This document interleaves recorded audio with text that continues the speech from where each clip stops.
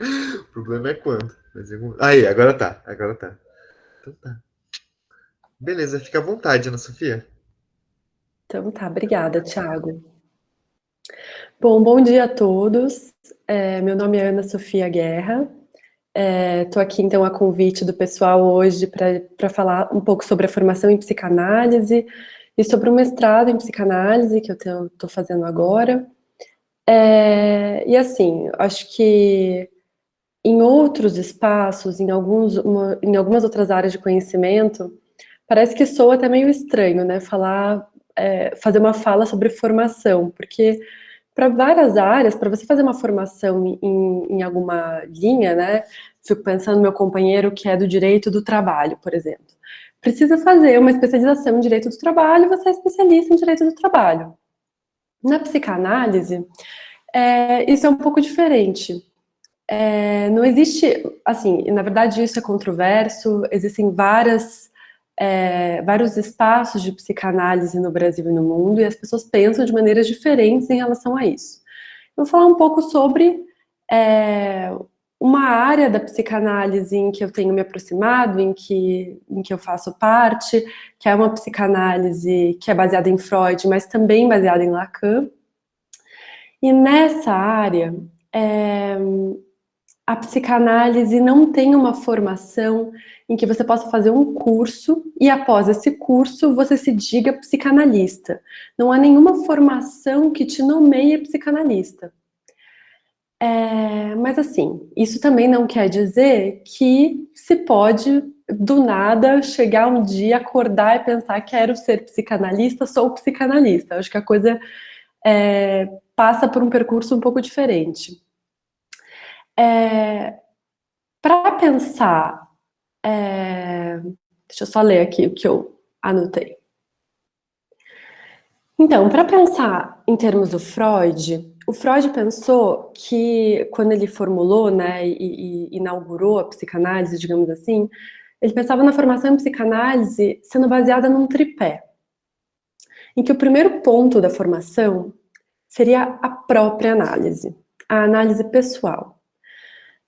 Segundo ele, só é possível ter acesso ao inconsciente, compreender o que é desse saber do inconsciente, se faz análise. E isso é muito interessante porque um dia eu recebi de uma colega um vídeo de um psicanalista falando sobre.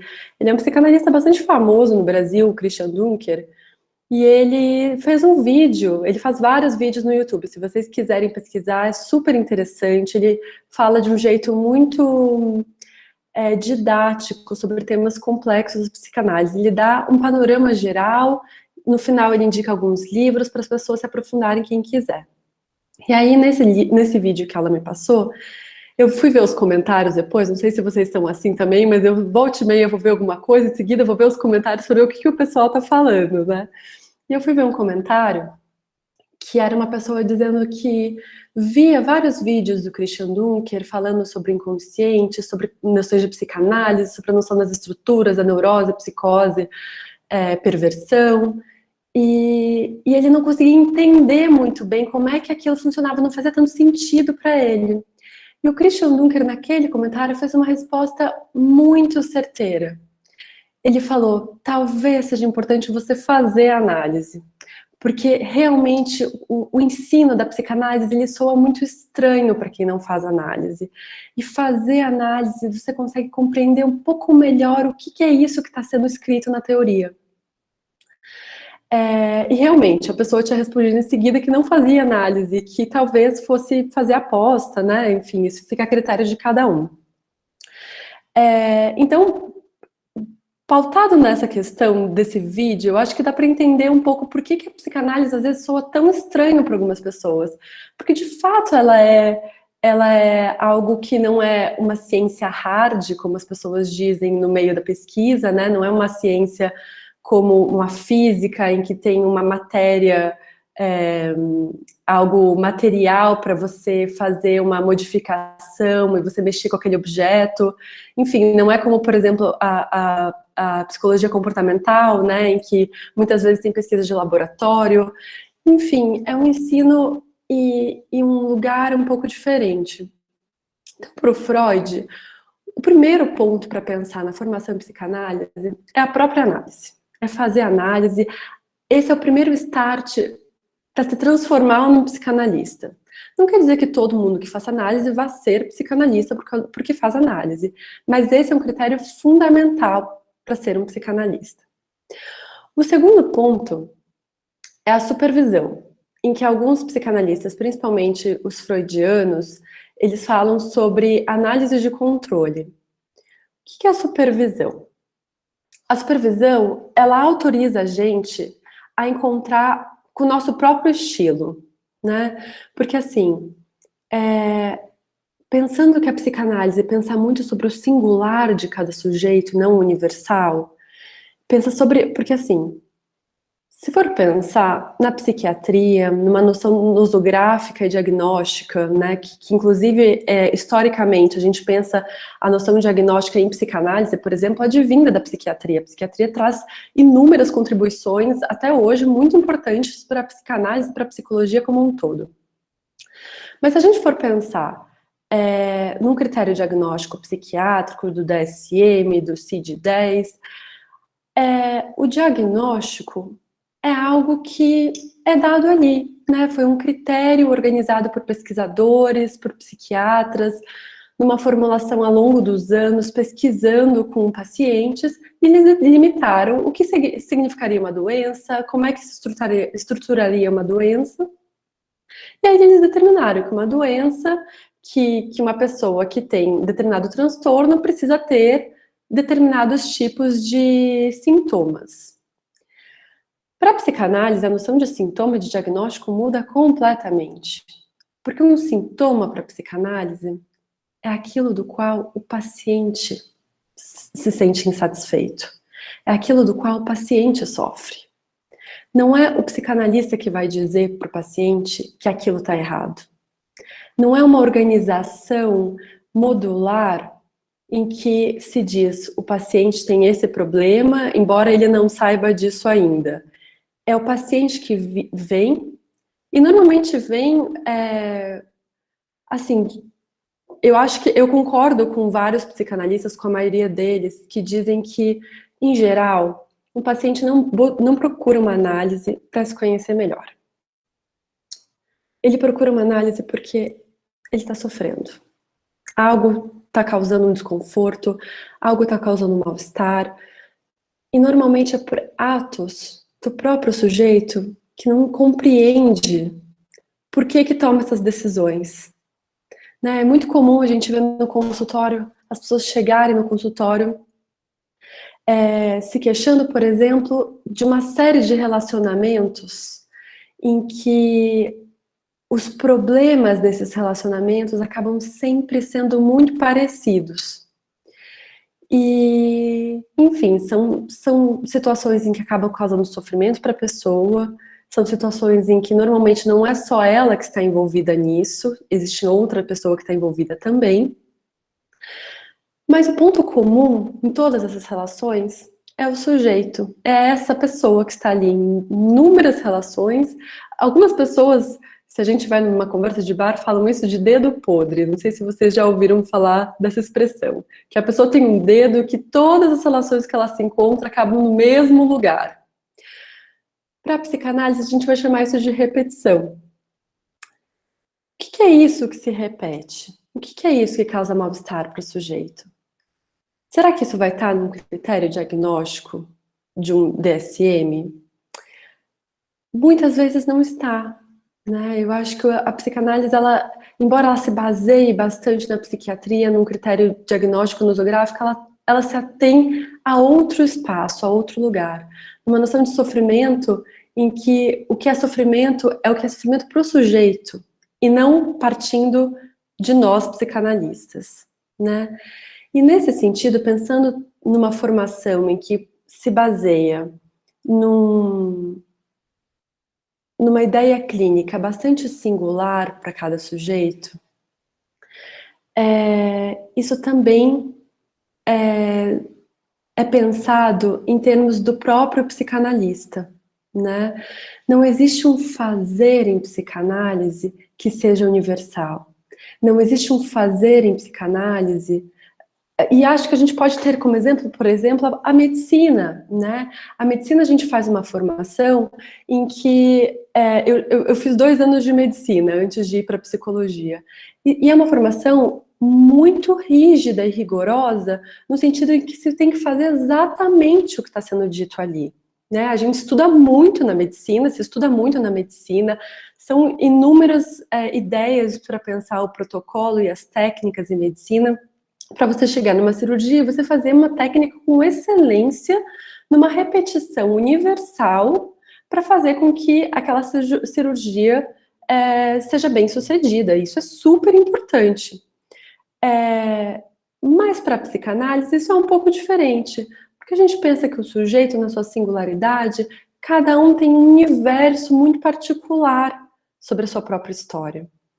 E nesse sentido, a formação do psicanalista também se dá pautada na singularidade.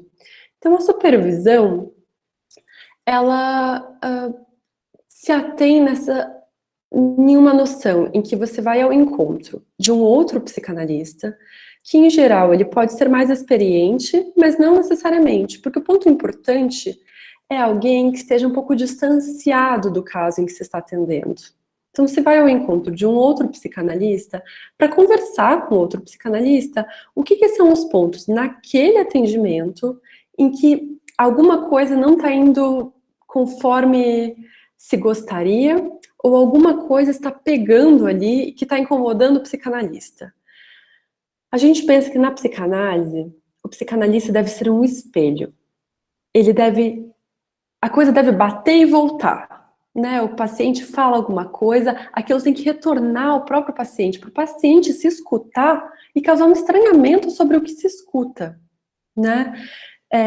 Enfim, a gente tem toda uma noção que eu acho que vocês vão ver em outras aulas aí sobre a noção de significante, de significado, alguns termos teóricos da psicanálise que vão todos se envolvendo para pensar essa formação também.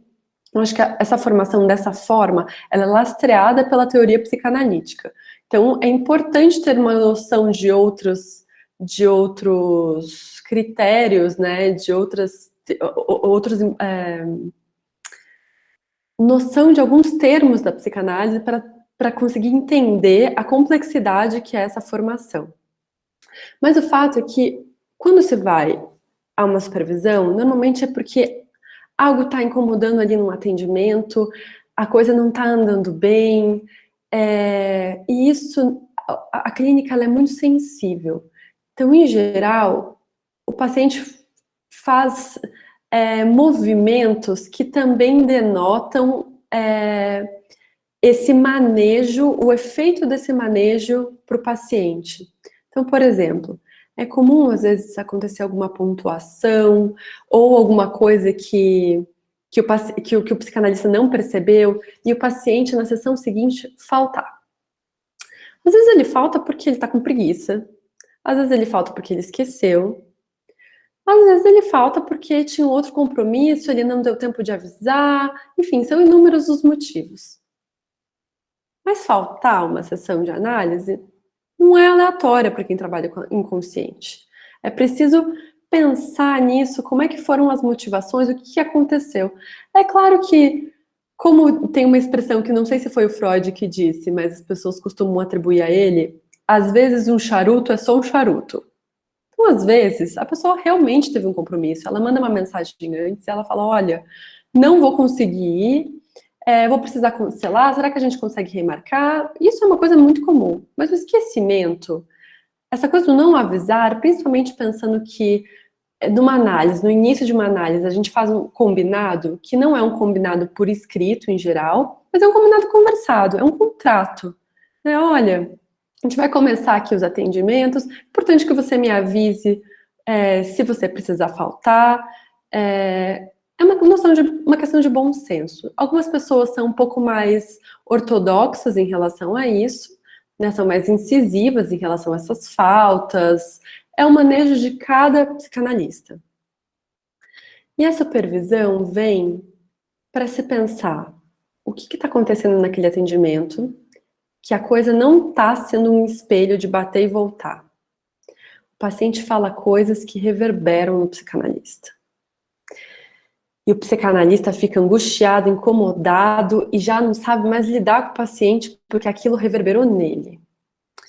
A supervisão vem num movimento muito parecido com a análise, mas não é a análise pessoal, em que se aponta essas questões.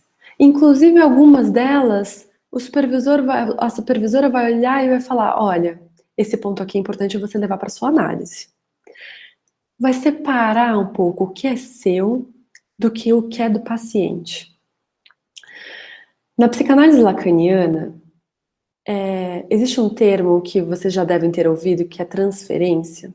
E para a psicanálise freudiana, em geral, a contratransferência é uma noção para pensar se a transferência é essa relação que o paciente cria com o analista, a contratransferência seria a relação que o psicanalista cria com o paciente, né? Os efeitos que o paciente dão para o psicanalista. Algumas pessoas vão dizer que para os lacanianos a contratransferência não existe. Eu não sei se eu pensaria nesse termo, mas eu pensaria que a contratransferência não é uma questão para a análise de um paciente, porque a contratransferência precisa ser trabalhada na supervisão e na análise. Porque para a psicanálise só existe um sujeito em questão no atendimento. Quando um paciente entra no consultório, só existe aquele sujeito que está ali. O sujeito do psicanalista é colocado em suspenso para ele conseguir escutar. É preciso que ele escute o outro. E para escutar o outro com tamanha singularidade e sensibilidade, é preciso colocar as próprias questões em suspenso naquele momento. Eventualmente, isso não vai acontecer sempre, né? E é interessante porque algumas pessoas dizem que a análise de um paciente, ela vai até onde chegou a análise do próprio psicanalista, para vocês verem como a análise pessoal é importante. E a supervisão, então, vem nesse sentido, para fazer um alinhamento do sujeito psicanalista com as próprias questões. O que é dele que está pegando ali, e também para fazer um distanciamento e pensar: olha, você não está observando isso aqui. O paciente fez tal coisa, será que você não deveria olhar tal coisa? Mas a supervisão, ela nunca é sugestiva. Ela pode ser orientativa. Mas se tem uma coisa que a psicanálise não faz, é dar sugestão. A gente nunca vai dizer para o paciente o que ele tem que fazer. Porque quem sabe sobre o paciente é ele mesmo. A verdade do paciente vai aparecer no processo de análise em que ele vai se descobrindo. E é muito interessante, porque quando o paciente chega na análise, e não só quando chega, mas durante quase praticamente todo o processo de análise, que pode ser anos. Eu faço análise há 15 anos e sigo passando por esses percalços. Quando o paciente chega na análise, ele chega procurando no psicanalista um saber sobre si. Ele chega para o psicanalista e diz: o que eu tenho? Me diga como fazer, me diga o que eu tenho. E é a partir do manejo desse sujeito que o paciente acha que tem o saber sobre ele, em que a gente vai utilizar um termo em psicanálise que é sujeito suposto saber. Todo o manejo de um psicanalista no atendimento clínico vai ser enquanto sujeito suposto saber. A gente vai se utilizar desse manejo em que a gente sabe, está advertido de que o paciente acha que nós sabemos algo sobre ele, mas nós vamos sempre também estarmos advertidos que nós somos sujeito suposto. Não somos sujeito certo saber. Então a gente tem que partir do princípio de que a gente não sabe sobre o sujeito. E é muito interessante como esse movimento é ali que aparece a surpresa para o paciente sobre a sua própria história. É quando o paciente conta uma coisa que ele já contou milhares de vezes para várias pessoas, ou ele nunca contou, mas está falando sua própria história, e o psicanalista faz uma expressão de surpresa. Esses movimentos, esses atos psicanalíticos não são aleatórios, porque às vezes é um olhar em que a pessoa passa a repensar sobre aquilo que disse. Tem uma história que eu ouvi de um psicanalista recentemente, que ele fala que a paciente dele chegou e disse que ela era coordenadora de um curso de ciências biológicas da universidade tal. Quando ele perguntou quem ela era, ela resumiu toda a existência dela naquilo, né, naquele anúncio. E aí ele foi conversando com ela, e aí ele tentou perguntar de uma outra forma quem era ela, e ela seguiu repetindo isso. Ela saiu, foi para casa, ele fez uma pontuação para ela sobre a forma como ela tinha se apresentado, e ela voltou na sessão seguinte falando que ela tinha ficado com muita vergonha de pensar que ela tinha se reduzido àquilo. E aí ela começou a dizer outras coisas sobre ela. Então a coisa passa um pouco por aí, é conseguir abrir um pouco essas coisas que às vezes deixam a gente tão focado sobre quem a gente é. Porque no decorrer de uma vida, a gente vai ficando tão focado no que a gente quer fazer, que a gente passa a se reduzir àquilo. E a análise vai ampliando um pouco esse espectro. O que nós somos para além de professor, de aluno, de mãe, de esposa, né? Uma pessoa pode ser tantas coisas para além disso. Isso é uma parcela do que a pessoa é. Se ela não se reduz a tudo, somente a uma coisa. Então, nesse sentido, a supervisão surge para conseguir abrir também o olhar do próprio psicanalista sobre o que está acontecendo naquele atendimento. E isso vai se vincular à própria análise pessoal, na medida em que o supervisor, em geral, olha e fala, olha, isso aqui você vai ter que trabalhar na tua própria análise. E o terceiro ponto é um estudo teórico. O estudo teórico, ele é um terceiro ponto desse tripé, ele é tão importante quanto os outros, e ele parte de um estudo da teoria, né? É preciso entender o que são os conceitos psicanalíticos, como é que a gente se baseia na psicanálise, porque existe um fazer que é aprendido, em alguma medida, na própria análise, na análise pessoal, mas isso não é tudo. É preciso entender o que fazer com aquilo, né? É preciso entender por que se faz aquilo, qual é o efeito daquilo, por que aquele ato foi daquela forma. Por que o movimento é desse jeito? Por que existe um corte em análise? E é interessante porque na minha formação, eu vou falar um pouco sobre a minha formação e vou falando um pouco sobre a teoria. Na minha formação, eu fiz medicina, então, 2 anos, e eu decidi, e medicina era uma coisa que eu queria muito. Eu fiquei anos me identificando completamente com uma futura médica. E de repente eu entrei na medicina e não era aquilo que eu queria. E aquilo me bateu uma grande angústia, porque quando você deseja muito uma coisa, você vê que não é aquilo que você quer, daí você pensa, onde é que está o meu desejo, né? E, na verdade, o processo de análise é basicamente esse, é fazer o percurso para entender aonde está o desejo do sujeito. Então eu comecei a fazer análise. Na minha dúvida, né, sobre a medicina, eu comecei a fazer análise. Alguém me indicou lá uma psicanalista e eu comecei a fazer análise. No processo de análise, eu comecei a ver a revolução que estava acontecendo na minha forma de pensar sobre a minha própria vida, sobre como coisas que me incomodavam muito, eu comecei a me responsabilizar sobre aquelas coisas e colocava isso na conta do acaso, da própria vida, das contingências, e comecei a ver o que tinha de minha parte naquilo tudo. Eu achei o processo de análise tão interessante que eu pensei, acho que é isso aí que eu quero fazer, né? Olhando o que o psicanalista estava fazendo comigo.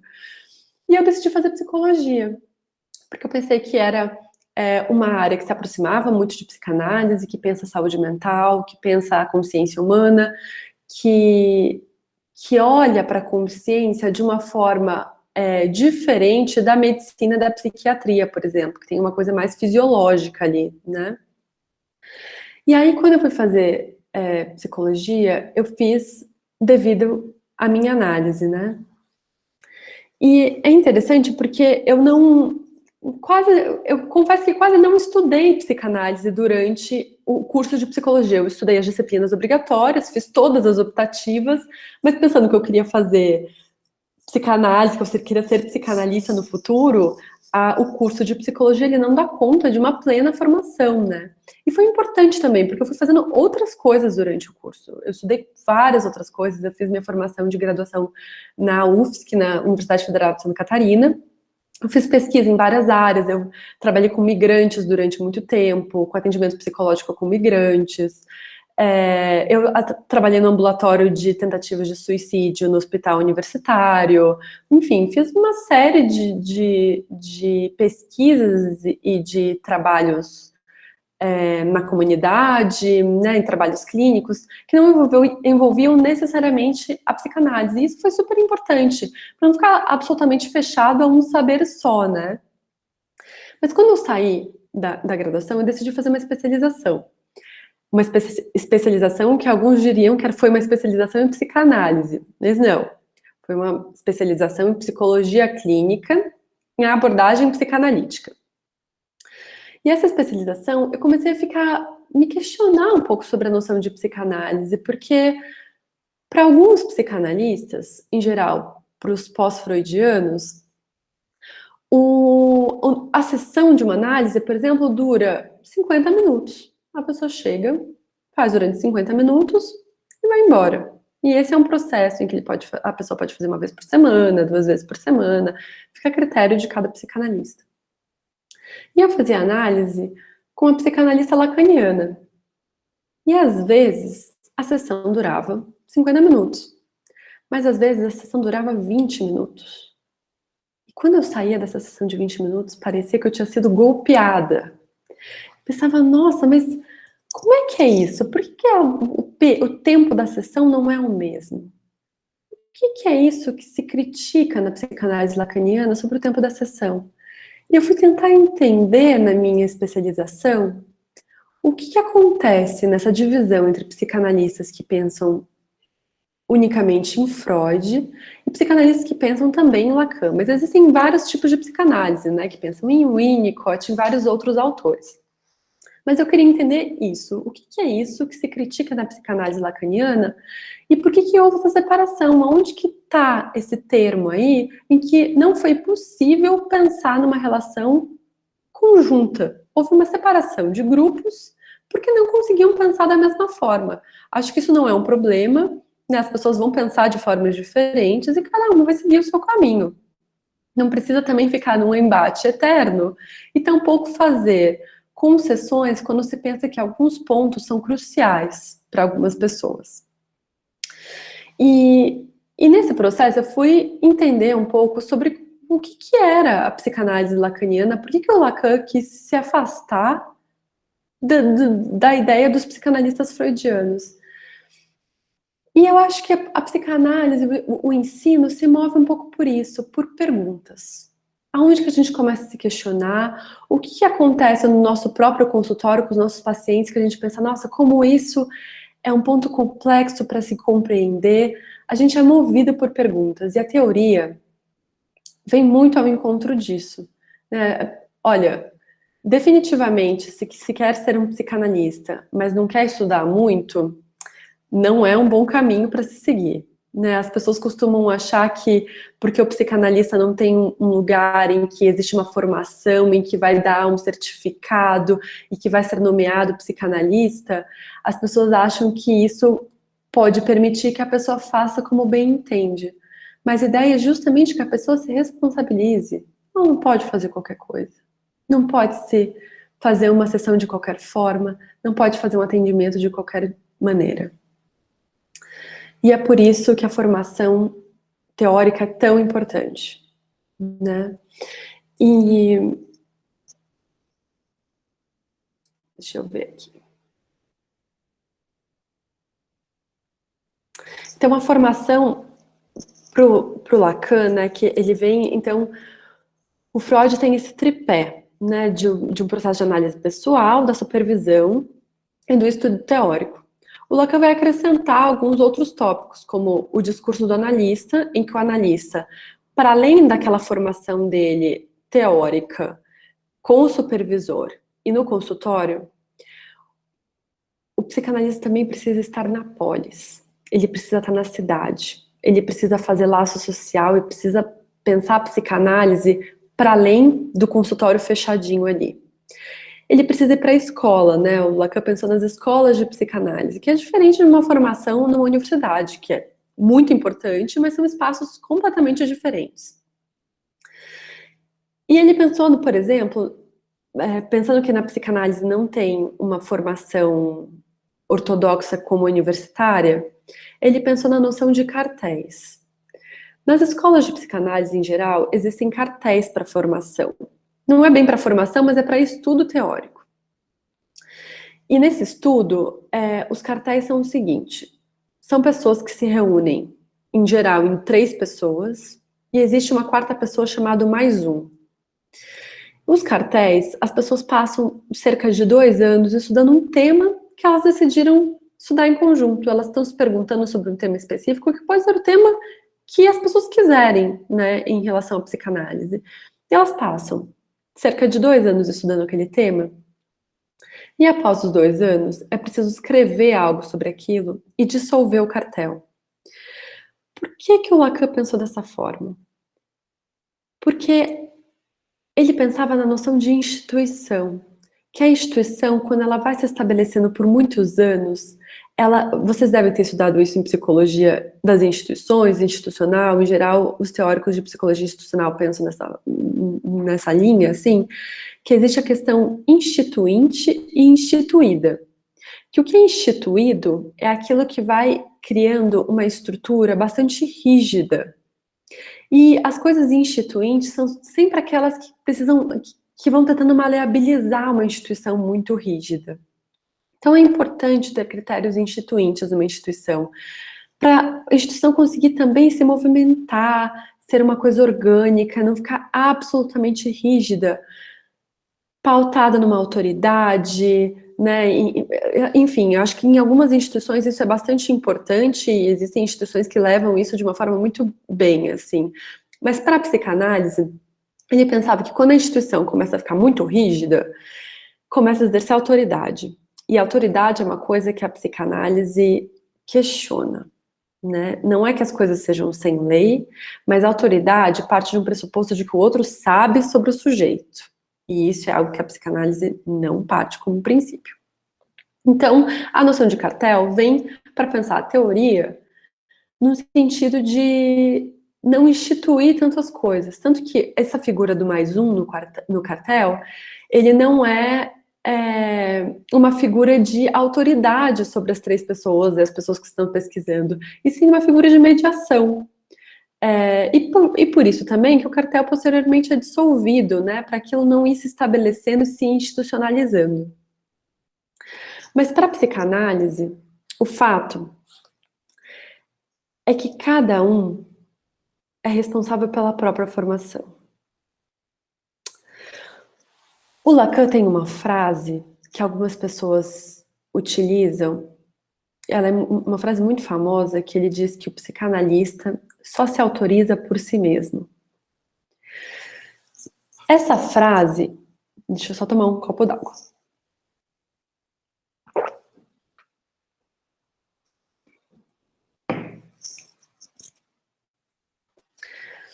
Essa frase, ela é uma frase, como em geral são as frases do Lacan, são bastante complexas e dão margem para várias interpretações. Muitas pessoas utilizaram e ainda utilizam essa frase para se apropriar da psicanálise quase de uma forma que se aproxime de um charlatanismo. Porque quando se pensa que o psicanalista se autoriza por si mesmo, então parece aquela coisa que eu comentei no início, que a pessoa vai levantar da cama um dia e vai dizer: você é psicanalista, abre um consultório, coloca psicanalista lá e pronto.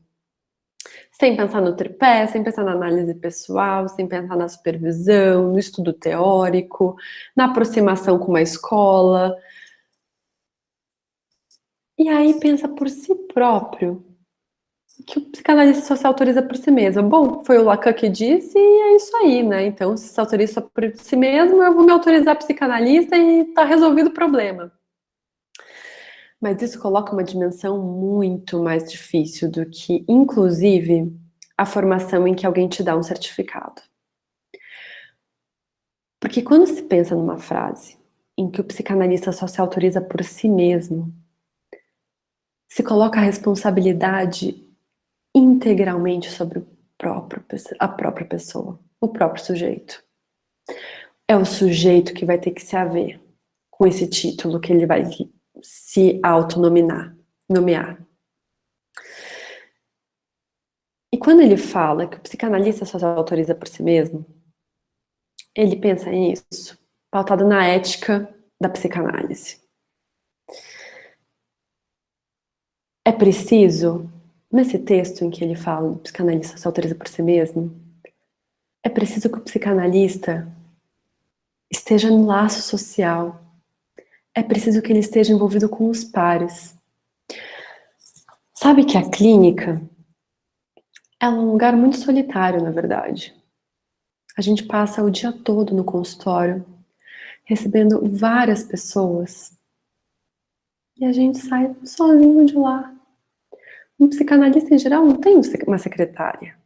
Não é uma equipe que está pensando junto. A não ser quando a gente pensa na psicanálise em instituições, na psicanálise em CAPs, na psicanálise nos serviços públicos. Tem vários espaços em que o psicanalista pode atuar. Mas pensando no consultório particular, é um espaço bastante solitário. Se a gente não estiver envolto com os nossos pares, com colegas que também pensam a psicanálise, que questionam sobre questões da psicanálise, que não necessariamente pensam parecido, porque pensar nos nossos pares é também pensar nos nossos ímpares. Se a gente não estiver convivendo com essas pessoas no laço social, que tipo de psicanalista que se é? Será que é psicanalista? Então, esse se autorizar por si mesmo é também pensado nessa ética da psicanálise, que é no laço. A autorização, ela vem justamente nessa relação com os pares. É começar a conviver com as pessoas nas escolas de psicanálise, com os colegas que também trabalham com isso, é escutar pessoas de outras instituições, é escutar pessoas que trabalham em serviços públicos, que fazem escutas em diversos lugares. Deixa eu só ver aqui uma pergunta que acho que apareceu. Então, a função do mais um no quartel, eu tô falando quartel, né? Não é aleatório esse ato falho, porque quartel é justamente a referência que o Freud tem como um lugar super institucionalizado de autoridade. O cartel é totalmente diferente disso. E a figura do mais um é uma pessoa para mediar o estudo no cartel.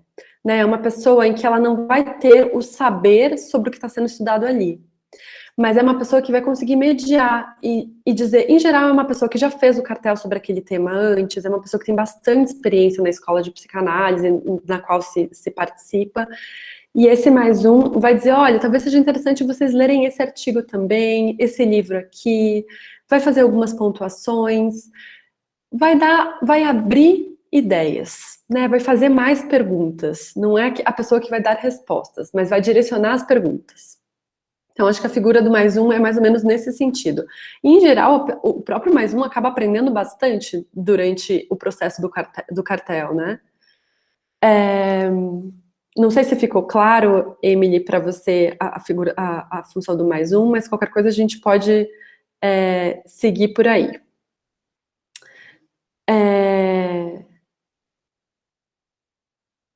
Então, e aí voltando à noção de psicanalista só se autoriza por si mesmo. Então, quando a gente se pauta na ética da psicanálise, essa frase de que o psicanalista só se autoriza por si mesmo muda completamente. Vocês percebem? Percebem como não é uma coisa de uma autorização por si negligente, e sim absolutamente responsável? Porque o processo de análise também passa por aí. Vejam como a ideia de que é preciso análise pessoal faz totalmente sentido com isso, porque o processo da análise pessoal é um processo de se responsabilizar. A gente muitas vezes chega na análise, a gente vê isso no consultório e nós mesmos fazemos isso. Inúmeras pessoas chegam, passam muito tempo, inclusive no início de análise, falando sobre como os problemas da sua própria vida aconteceram porque o ciclano fez tal coisa, o fulano fez tal coisa, porque minha mãe me criou assim, porque meu pai fez isso comigo. Que, de fato, todas essas coisas, em geral, são marcadores importantíssimos para a história do sujeito. Em geral, essas coisas são divisores de água. Existem atos de familiares, atos da sociedade, situações em que a pessoa passa, em que ela não é responsável pelo que aconteceu, e aquilo marca totalmente a vida dela. É preciso separar as coisas também. Nem tudo é responsabilidade total do sujeito. Um sujeito que passa por uma situação de violência, não dá para responsabilizar ele por isso. Mas é preciso pensar o que se faz com isso que aconteceu. Esse é o movimento. Tem um vídeo muito interessante que eu vi alguns anos atrás, há alguns anos, da Dercy Gonçalves no Jô Soares. Procurem esse vídeo no YouTube depois. O Jô Soares pergunta para ela por que ela fazia análise. E a Dercy Gonçalves fala: o pai dela abandonou ela, a mãe dela abandonou ela. Ela passou por uma situação super de vulnerabilidade, uma situação super difícil na vida dela. E a análise ensinou ela a não ligar tanto para isso, a pensar em fazer outras coisas para além do que aconteceu. E me parece que essas situações traumáticas e difíceis, em que não se é responsável pelo que aconteceu, elas deixam marcas e elas se colam no sujeito de tal maneira que às vezes o sujeito não consegue fazer outra coisa na vida a não ser ficar ruminando e remoendo aquela história. E isso é muito difícil. Esse trabalho que eu fiz com migrantes e refugiados durante muitos anos, inclusive faço até hoje, participo de um grupo na Federal do Paraná, em que atendo alguns migrantes. Até pouco tempo atrás, eu era da mesa diretora do CERMA, do Conselho Estadual para Direitos dos Refugiados, Migrantes e Apátridas do Paraná. Eu trabalhei um tempo na ONU, no Acnur, que é a agência da ONU para refugiados, que era um trabalho sobre saúde mental com refugiados, enfim. Trabalhei bastante tempo com isso.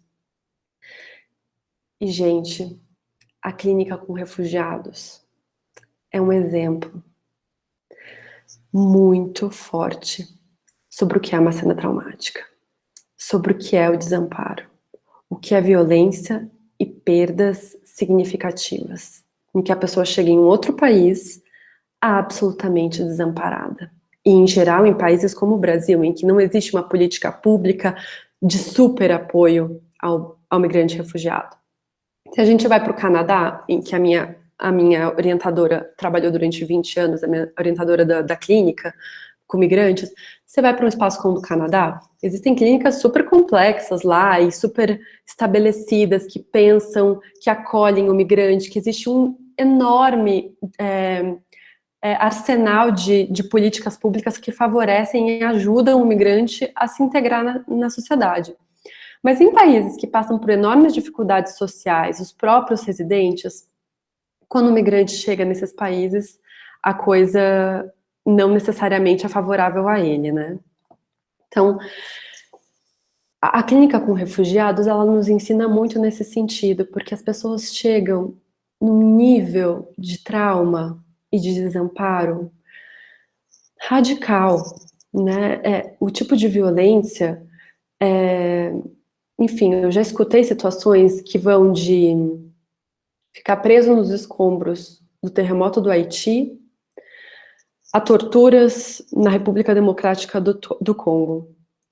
E, assim, são cenas que não dá para imaginar que existe um tipo de violência desse tipo, né? Um nível de violência que é inimaginável na nossa experiência, assim. E, em geral, no Brasil, a gente também vai encontrar alguma coisa nesse sentido, né? Eu trabalhei um tempo num projeto que o nome era Clínicas do Testemunho. Ele foi um projeto...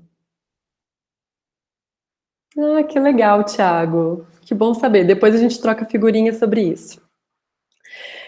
Mas eu estava falando que eu participei desse projeto Clínicas do Testemunho, que foi um projeto da Comissão da Anistia do Ministério da Justiça, em que eles pensavam em fazer uma reparação psíquica para pessoas que passaram por torturas durante a ditadura, de violência de Estado, e era um projeto para pensar sobre pessoas que passaram por situação de violência, né? Como pensar na reparação psíquica dessas pessoas. E nesse projeto, a gente foi ampliando ele, a gente conseguiu um aporte do British Council, que é um fundo britânico, e a gente começou a pensar na violência, também, não só na época da ditadura, mas também hoje em dia, nessa violência nas favelas, em situações de muita vulnerabilidade, que acontece essa violência que também é uma violência extrema, né? Uma violência parecida com violências que a gente encontra em guerra civil, quando a gente pensa nesses tipos de torturas. Então, enfim, isso são coisas que a gente eventualmente pode encontrar no Brasil também, né? É importante a gente não exotizar também isso e pensar que na África que acontece violências desse nível, né? Eu acho que isso acontece em qualquer lugar, em qualquer lugar não, mas em vários lugares.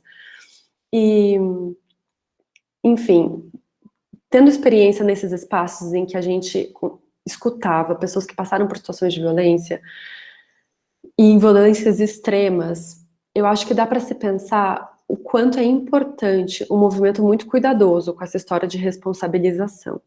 Porque a análise é um processo de, sim, responsabilizar o sujeito pela própria história, mas não necessariamente responsabilizar o sujeito por tudo. Né? Não é uma responsabilização devastadora e a torto e direito para quem quer que seja em qualquer situação. A questão é responsabilizar o sujeito em alguma medida sobre o que fazer com aquilo que aconteceu. É conseguir criar laços e ancoragens naquele sujeito com a comunidade, com a sociedade. E nesse sentido, o próprio trabalho da psicanálise acaba sendo também, não sei se posso dizer esse termo, mas meio didático para o paciente. Porque quando você passa por uma situação de migração, em que a pessoa já passou por inúmeras violências e chega num país em que o país não recebe bem e que sofre preconceito. Porque, assim, uma coisa num país como o Brasil é você ser um migrante dinamarquês e chegar aqui porque decidiu vir e passar férias. Inclusive, tem um documentário de um pessoal da UFSC, da Federal de Santa Catarina, que eles fizeram um documentário sobre como são recebidos os estudantes estrangeiros, estudantes migrantes na UFSC. E aí eles fizeram uma relação entre um migrante haitiano e um migrante, não lembro se ele era alemão, de um país europeu, que ele era branco, loiro, e o migrante haitiano era negro. Gente, é chocante a diferença, porque o migrante europeu, ele é acolhido pela comunidade, as pessoas convidam ele para as festas, e o migrante haitiano é totalmente marginalizado dentro da universidade. Então a gente consegue ver que existem situações de racismo, inclusive no próprio país. Então, numa situação como um migrante haitiano que chega no Brasil e que pode passar por situações de xenofobia, por exemplo, a análise ela pode, talvez, ser um primeiro espaço em que aquele sujeito é escutado. Aquele sujeito tem sido objetificado durante muito tempo na sua vida. Ele é objetificado quando ele passa por uma situação de tortura, ele é objetificado quando ele é só mais um número na fila da migração e, em geral, às vezes não é bem tratado, em que ele procura um emprego, em que as pessoas olham para ele, seguram a bolsa e atravessam a rua. Ele é objetificado, ele não é tido como um sujeito de direitos, um sujeito de desejo. E isso, tem uma psicanalista da Universidade de São Paulo, da USP, a Miriam Debier-Rosat. Vou anotar aqui para vocês, porque essa psicanalista é uma psicanalista muito interessante e publica coisas muito legais nesse sentido. Miriam.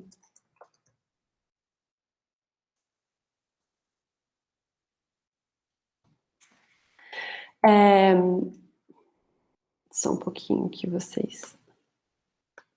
Aqui. Essa psicanalista, ela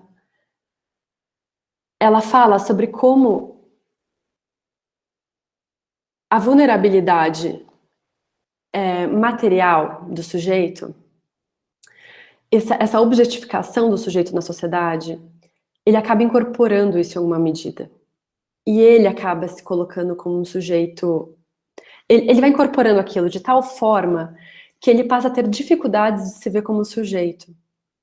E ela pensa no trabalho de análise como levantar esse lugar de fala do sujeito, em que o que ele fala é escutado, que existe alguém que escuta ele e que faz laço social com ele nessa escuta, que a análise talvez possa ser um primeiro lugar em que ele consiga se colocar no laço social, ou talvez retomar a relação dele com a sociedade, retomar a relação dele com o outro.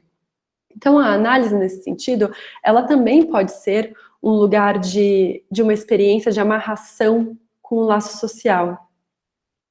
Então, percebem como as coisas vão se vinculando em tudo isso? Percebe como essa coisa do psicanalista se autorizar só por si mesmo não é por conta própria, não é sozinho, não é solitariamente, é no laço social?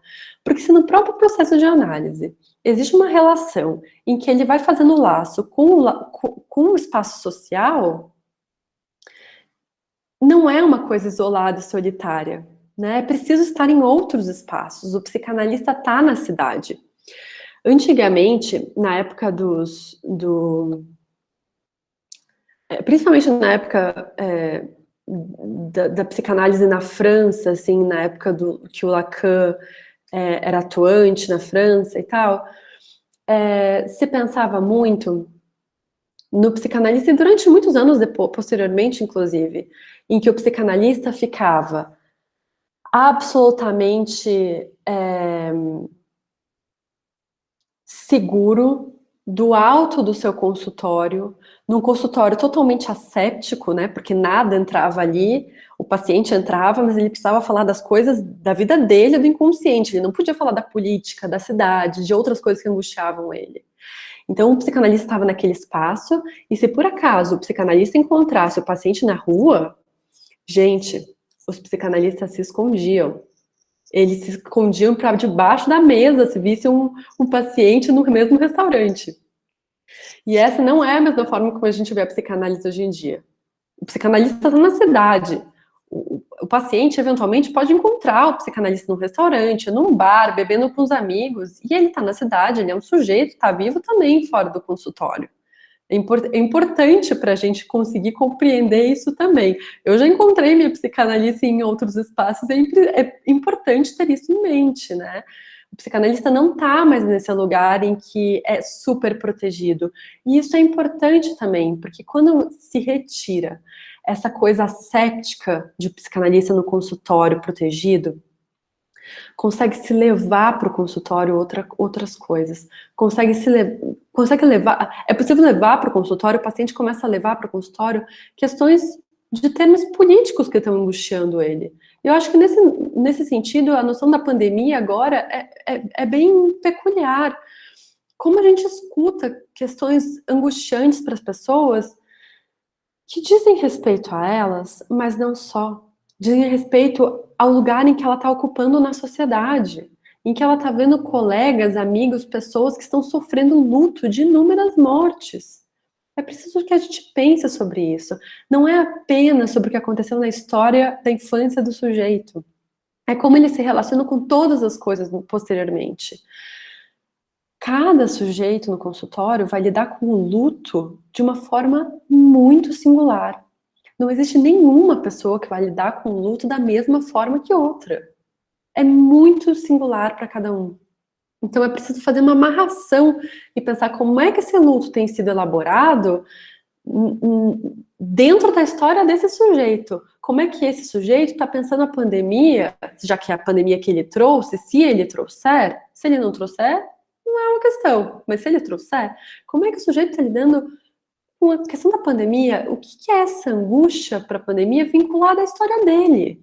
Como é que essa amarração tem sido e o que fazer para conseguir encontrar e construir lugares e situações e uma vida em que seja menos angustiante. Porque quando você vai se encontrando com o seu próprio desejo na análise, você também vai se divertindo do que o que angustiava antes, o que já não angustia tanto hoje, coisas que pegavam tanto a pessoa no começo de uma análise em que não era possível se encontrar com aquilo, que a pessoa se retirava, a pessoa fazia passagens ao ato, a pessoa rompia, tinha situações muito drásticas e que a pessoa vai se sentindo mais leve em relação a coisas que acontecem, né? Eu tenho uma paciente que ela era muito mobilizada pelo olhar do outro no início da análise. Se a pessoa olhava para ela de alguma forma, ela já achava que aquilo era um olhar contra ela, que estava julgando, criticando. E o processo da análise vai soltando um pouco essa tensão. Em que a pessoa olha, e talvez a pessoa esteja olhando por alguma coisa, mas talvez não é nada demais, né? E isso vai possibilitando a pessoa se relacionar de uma outra forma. E o sujeito, eu não sei se vocês já viram que em peça de teatro, quando uma pessoa muda de lugar no palco, todos os outros atores têm que se readequar no palco para ter uma distância, uma relação que foi organizada antes pelo diretor, pelo roteiro. Então, se alguém faz um passo para o lado, todo mundo se readequa. E a análise é um pouco por aí. As pessoas vão para análise, às vezes, dizendo que queriam muito que o fulano fosse para análise, que vai lá, mas queria mesmo que meu marido que fizesse análise. Não importa se o marido não foi. De fato, o marido não está lá, né? A pessoa com que você gostaria não está lá. Mas você está.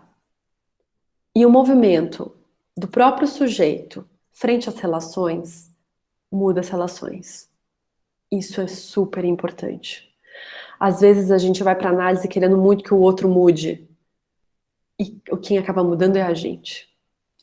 E para muito melhor. Né? Não necessariamente as relações vão se manter as mesmas ou as relações vão se manter. Mas o fato é que, em geral, há uma amenização da angústia. Né? Há uma importante amenização da angústia. Bom, gente, eu estava falando para vocês sobre a minha especialização em psicologia clínica, né? Abordagem psicanalítica.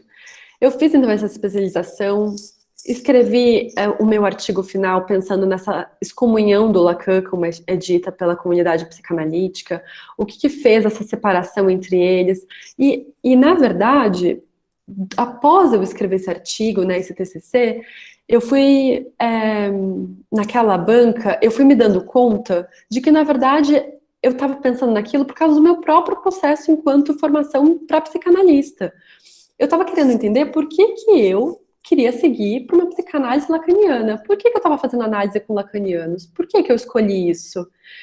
E acho que esse estudo fundamentou a minha escolha. Talvez ela pudesse fundamentar para pensar, não quero ir para esse lado, né? Vou mudar de linha. Mas, em alguma medida, ela fundamentou. E eu acho que a responsabilidade que o psicanalista tem sobre a própria formação também vai ao encontro disso. Da gente se responsabilizar e compreender os nossos percursos e os nossos atos. Porque a gente não fala coisas de qualquer forma, a gente não fala qualquer coisa, a gente sabe a importância de uma palavra, de uma expressão, de uma pontuação, essas coisas são muito delicadas para o sujeito, e a formação vai conseguindo lastrear, né, dar um estofo para a gente conseguir atuar enquanto psicanalista. Após a minha especialização, eu fiquei com algumas perguntas, porque eu li muita coisa, e um dos livros me motivou muito a pensar a noção de diagnóstico, eu ficava pensando, tá, Mas se a loucura é assim para psiquiatria, por que que a loucura não é da mesma forma para a psicanálise? Como é que a psicanálise pensa a loucura? Como é que um sujeito que é um pai de família, que tem uma família, que tem um trabalho estável, que é casado, que tem uma casa quitada, que tem uma família aparentemente bastante tradicional, como é que o que que leva esse sujeito a um dia pegar uma arma e matar alguém na praça? A psicanálise vai começar a se perguntar o que que fez com que esse sujeito não fizesse isso antes? O que que foi isso que serviu como suplemento e como estrutura para o sujeito que fez com que ele conseguisse inúmeras coisas como uma família, um trabalho, se estabelecer na sociedade e não fazer isso antes? A psicanálise não vai pensar tanto em o que que o levou a fazer aquilo, mas como esse sujeito se manteve estável durante tanto tempo. Porque quando se estuda o manteve estável durante tanto tempo, é preciso entender porque o que que desencadeou aquele ato, né? A gente vai pensar no desencadeamento de um ato, de uma desorganização, a partir do que é a suplência para o sujeito, o que o manteve bem e estável durante tantos anos. Então, eu comecei a me questionar sobre isso. Como é que a gente pensa uma psicose e uma neurose? Como que tem gente que parece que tem tudo para estar numa estrutura neurótica, mas às vezes se desorganiza e parece que está numa desorganização psicótica, mas às vezes não é. E assim, eu não vou entrar nessa querela hoje, mas um atendimento para um psicótico, um atendimento para um neurótico muda completamente na psicanálise.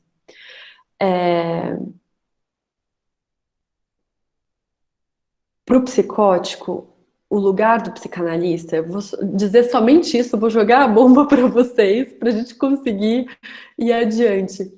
Mas para o psicótico, o psicanalista é o sujeito suposto não saber. E para o neurótico, o psicanalista é o sujeito suposto saber. Essa mudança no lugar do psicanalista muda completamente a direção do tratamento. O manejo do psicanalista é totalmente diferente na relação entre um psicótico e um neurótico. E eu fiquei me questionando muito sobre isso, porque isso é de uma enorme responsabilidade, né?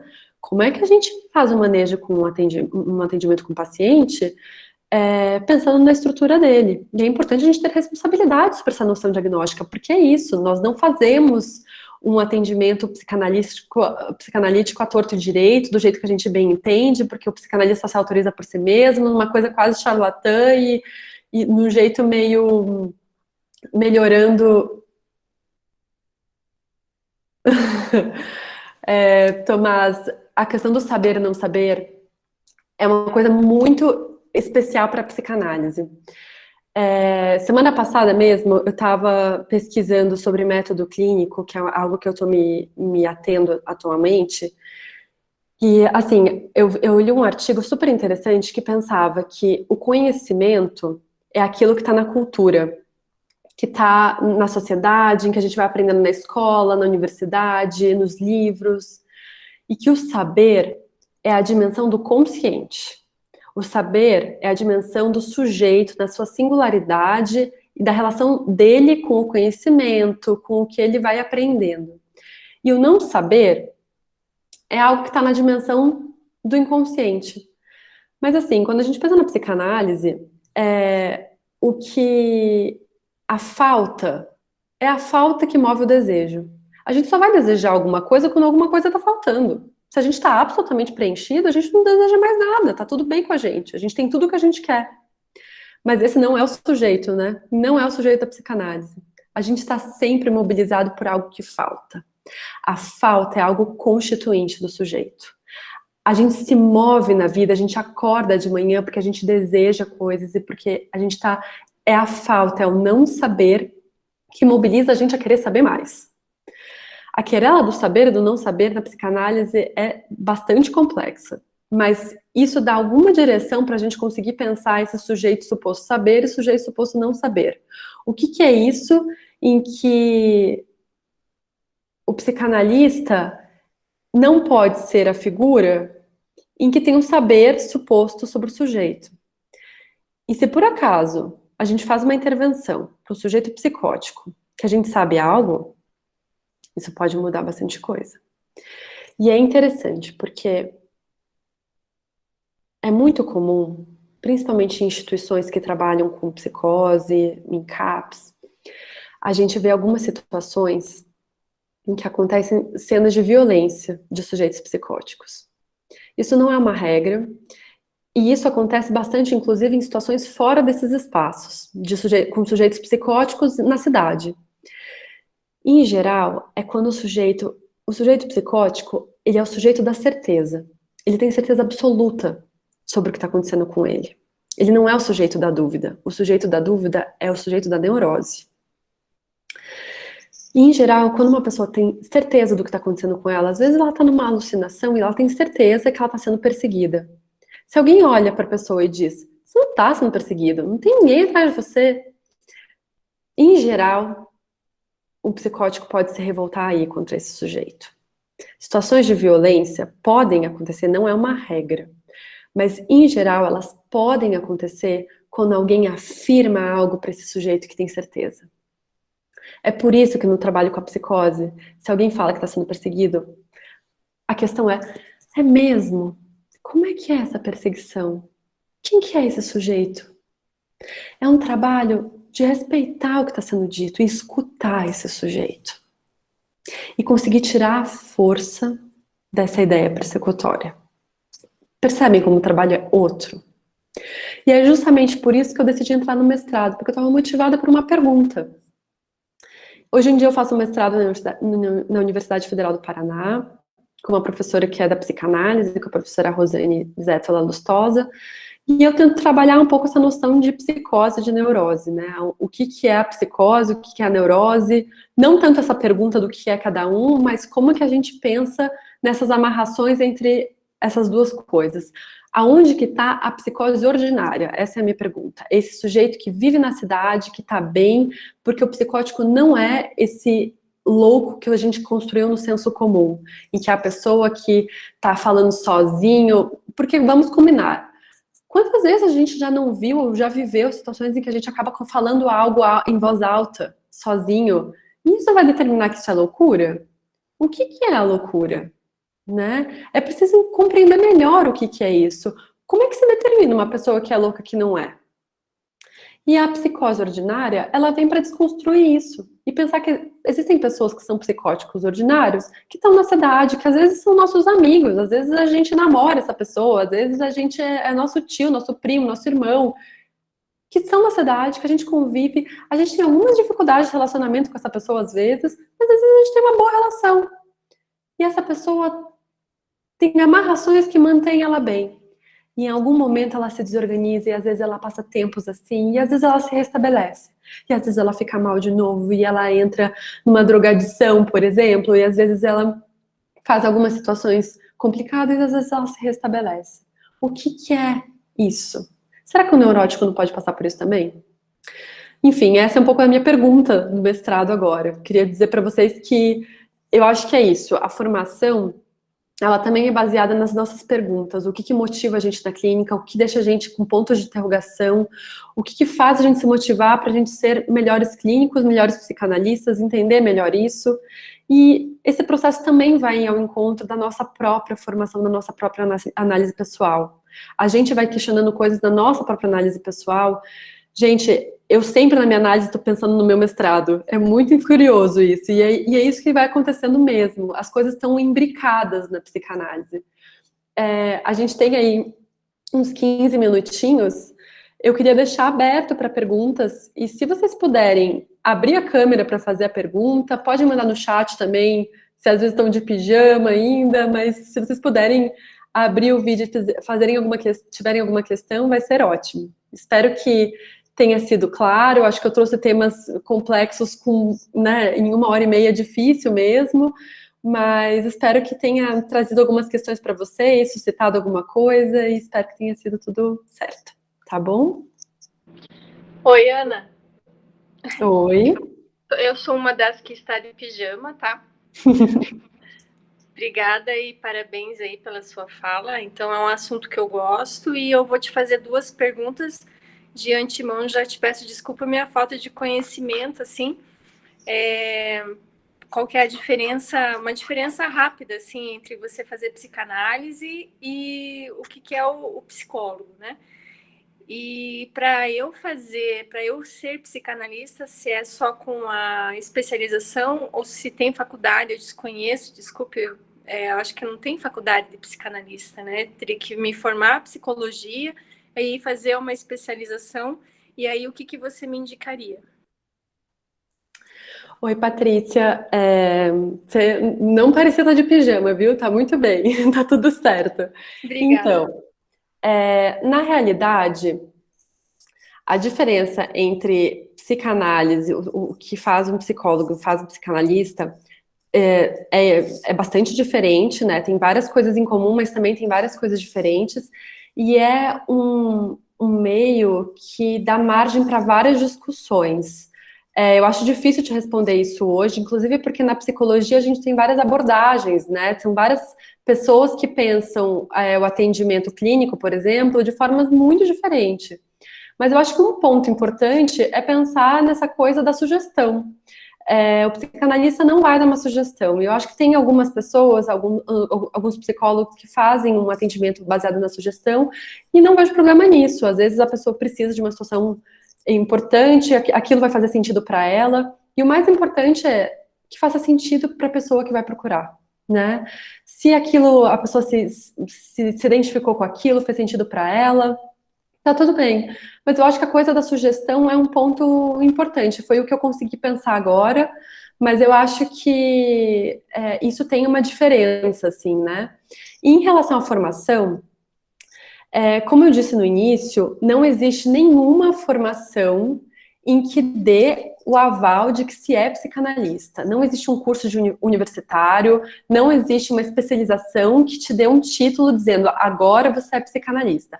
Algumas instituições vão pensar isso, pelo menos nas instituições, algumas instituições freudianas podem pensar dessa forma, em algumas outras áreas da psicanálise também, mas pelo menos na que eu atuo, não existe nenhuma formação, porque a formação, ela vai acontecer, o título de psicanalista, ela vai acontecer quando o sujeito se autorizar como psicanalista, né?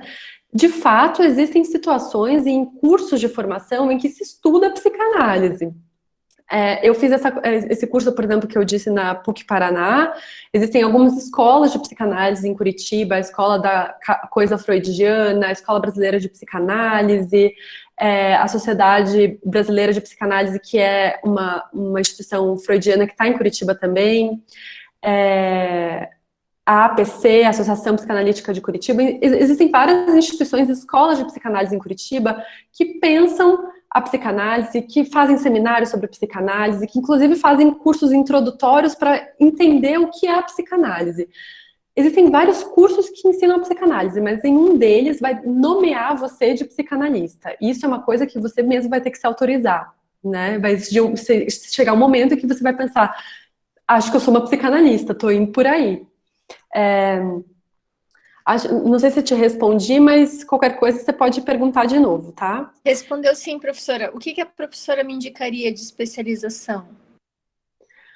Olha, eu acho que essas instituições que eu comentei, elas têm espaços bem interessantes para pensar, né? Eu, particularmente, faço parte da Escola Brasileira de Psicanálise, mas existem várias escolas em Curitiba, existem universidades da Tuiuti também, existem várias universidades que têm pós-graduação em psicanálise, né, na teoria da psicanalítica. Eu acho que se você der uma pesquisada, assim, aparece muita coisa em Curitiba. E no Brasil como um todo. No Facebook tem grupos também de psicanalistas em Curitiba, no Paraná, que dão uma orientação para pensar nesses cursos. Deixa eu só ver uma outra pergunta aqui. A Emily perguntou o que eu faço atualmente. Atualmente, eu estou no mestrado, eu faço atendimentos na Universidade Federal do Paraná com migrantes que chegam até a instituição necessitando de atendimentos, eu sigo com esse trabalho, e também estou no consultório. O meu principal trabalho atualmente é no consultório particular, na minha clínica, Nesse momento estou atendendo online aqui no meu escritório de casa, mas eu tenho um consultório em Curitiba.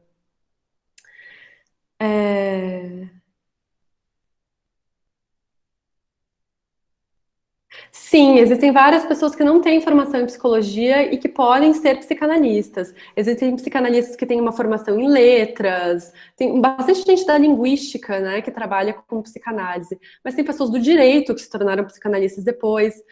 Eu vou dizer para vocês que eu, particularmente, gosto muito de quem faz uma formação em psicologia para ser psicanalista. Existe uma dimensão da saúde mental e, assim, esse espectro de vários outros saberes da psicologia que são importantíssimos para a gente pensar a psicanálise, são complementares.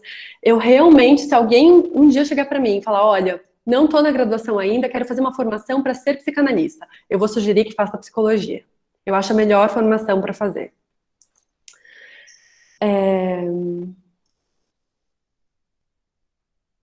Sim, essas instituições, inclusive, acho que existem sim instituições que ofertam essa formação de estudos em psicanálise sem exigência de ensino superior. Eu confesso que não conheço, porque as pessoas que, em geral, eu conheço nessas instituições, eu tenho vários amigos de várias instituições diferentes, em geral, eles fizeram uma formação, né? Eles fizeram um curso de graduação antes. Mas eu acho que é importante, assim, mas não é uma exigência. Não sei se é uma exigência de todos, não sei como é que é. Confesso que precisa ver no 1 a 1 em cada instituição. Gente, só uma questão, eu tô adorando. Desculpa fazer esse corte, Ana. Vamos pegar mais uma pergunta, porque na próxima palestrante daqui a pouco vai entrar também, para a gente dar sequência. Eu não sei, Ana Sofia, se você quiser deixar seu contato para os alunos ficarem, porque estou recebendo aqui o WhatsApp dizendo que te amaram muito, que querem muito conversar com você além. Então, se você quiser deixar algum contato para que as pessoas também perguntem para você para além disso. Mas acho que a gente abre para mais uma pergunta para a próxima palestra daí, tudo bem? Desculpa, eu queria poder ouvir mais, mas... Não, tudo certo. Eu vou deixar aqui meu contato do lado, então, se alguém tiver mais uma pergunta, pode fazer, senão a gente vai encaminhando para o encerramento, né? Acho que vocês têm uma palestra em seguida aí, quiserem dar um tempo para tomar um café, uma água. Vou deixar aqui meu e-mail e meu contato de celular e fica à vontade para quem quiser mandar uma mensagem. Eu não sei. Posso fazer? Pode. Na verdade, uma das coisas que mais me levantou a atenção nesse processo da palestra foi uma coisa que eu tive dúvida desde o início do curso, gente. Nossa, eu sou estudante aqui do curso de psicologia, acho que a maioria aqui, sobre essa questão de responsabilidade. Era uma coisa que sempre me despertou e eu nunca tive coragem de perguntar, embora na minha sala tivessem 2 pessoas já com uma atuação em psicanálise, que eu nunca consegui entrar nas perguntas sem ser ofensivo. E daí você falou que Lacan tinha essa frase sobre a questão de responsabilidade e me deu coragem. Em relação a essa questão de responsabilidade, porque é um caminho muito sozinho, né, de uma busca incessante de conhecimento ativo, né, um conhecimento contínuo em relação à psicanálise, né, por conta dessa formação singular que a pessoa tem que correr atrás dos livros, atrás do conhecimento, atrás dos lugares onde tem debates a respeito. Existe algum tipo de avaliação, existe algum tipo de processo de observação desse profissional que muitas vezes atua na psicanálise? Porque são assuntos muito pertinentes, são assuntos muito importantes, e que levantam um certo, por exemplo, você mesmo entrou no processo de falar da tua experiência, né, com imigrantes, por exemplo. São assuntos muito peculiares, muito importantes da vida do sujeito. Como lidar, né, como saber se essa pessoa realmente está conseguindo adentrar o conhecimento da psicanálise, né? Isso me deixa muito, muito confuso, porque eu mesmo já atendi alguns pacientes, eu trabalho no ambiente hospitalar atualmente, que me falavam, eu sou psicanalista, e começavam a falar comigo sobre aquilo, e eu achava super interessante. Eu, como técnico, não perguntava, não falava da psicologia nem nada, eu gostava de conhecer, conversar.